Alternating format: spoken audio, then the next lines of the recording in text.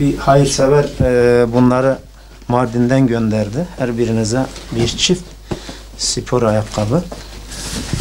Burada da bayan ayakkabısı var. Şunlar da battaniyeler. Bir miktarda para gönderdiler. Onu size takdim edeceğim.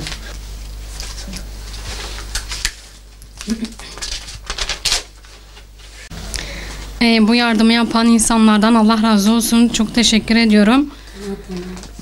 Biraz daha rahata erdiniz herhalde. Evet, çok şükür rahata erdik onların sayesinde. İlk önce Allah, sonra onların sayesinde. Evet. Allah çocuklarına bağışlasın. Çok teşekkür ediyorum. Allah razı olsun.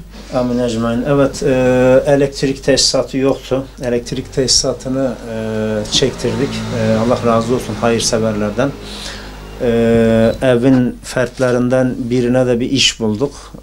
Şu an işine devam ediyor inşallah. Eve o 480 liranın dışında da bir miktar para girmeye başladı. Bu da aileye bir rahat nefes aldırma imkanı sundu. İnşallah şu tavanda biraz dökülmeler var. Bir de su giriyor oraya. Onun için de birisinden söz aldık. İnşallah onu da yaptırdıktan sonra burası daha kısmen de olsa yaşanılır bir hale gelecek. Ben de aile adına hayırseverlere teşekkür ediyorum. Allahu Teala kendilerinden razı olsun. Bize teslim ettikleri her ne varsa biz getirdik, aileye teslim ettik.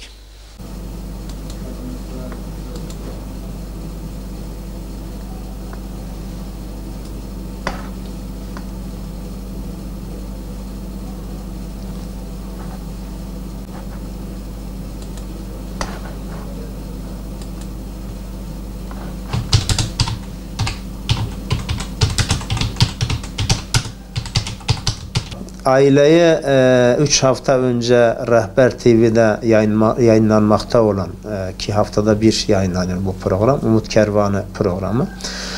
Gerçekten Rehber TV'de büyük bir iş başarıyor. Allahu Teala kendilerinden razı olsun.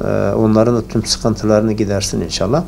Onların sayesinde biz bu ailemizin feryadını hayırseverlere ulaştırabildik ve hayırseverler de duyarsız kalmadılar.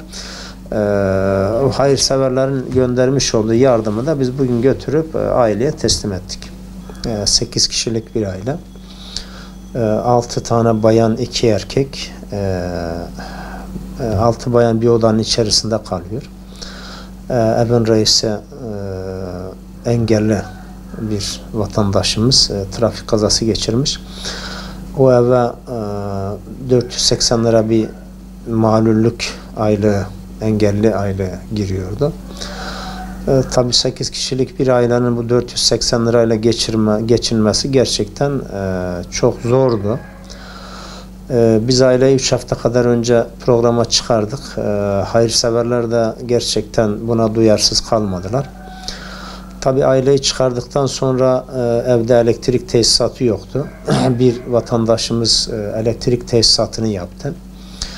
Onun dışında yine bir hayırsever konfeksiyoncu bir arkadaşımız, Allah kendisinden razı olsun, ailenin fertlerinden birini işe aldı. O günden beri de o bacımız o konfeksiyonda işine devam ediyor. Yani şu an ailenin durumu nispeten biraz daha iyi. Bugün de biz bize gönderilen yardımları götürüp kendilerine teslim ettik.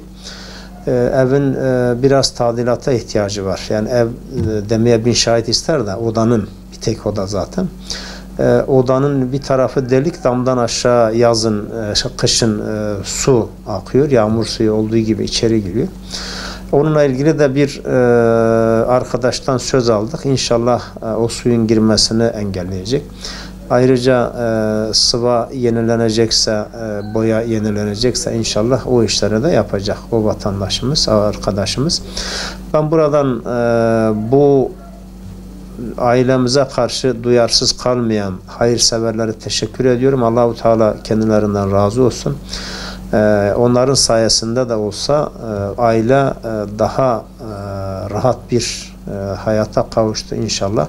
İnşallah Allah-u Teala tüm sıkıntılarını giderir ve çok çok daha rahat bir ortama kavuşurlar.